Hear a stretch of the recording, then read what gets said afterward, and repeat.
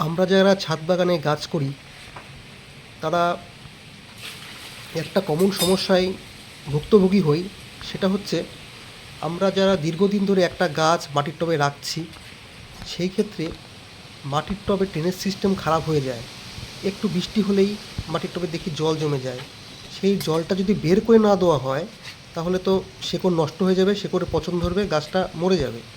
সেই ক্ষেত্রে আমাদের জলটাকে বের করে দেওয়া অনিবার্য প্রয়োজন।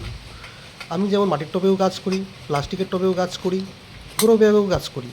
কিন্তু মাটির টবের যে গাছগুলো আমার পূর্ণ হয়ে গেছে, সেই গাছগুলোতে একটু বৃষ্টি হলেই জল জমে যায়।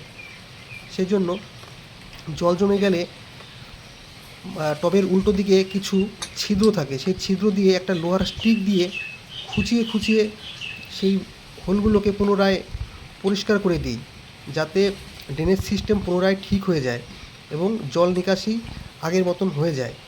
এই ক্ষেত্রে গাছের কোনো ক্ষতি হবে না। এটা আমাদের সকলকেই করতে হবে। কিন্তু প্লাস্টিকের টবেও দেখি অটোমেটিক জল বেরিয়ে যায়, জল জমে থাকে না।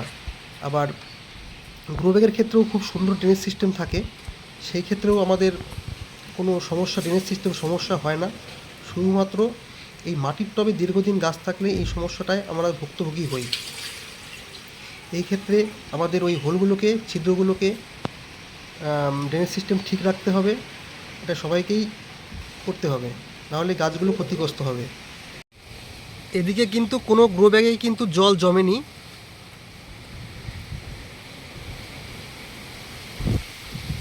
দেখা যাচ্ছে কোনো গ্রো ব্যাগে জল জমেনি,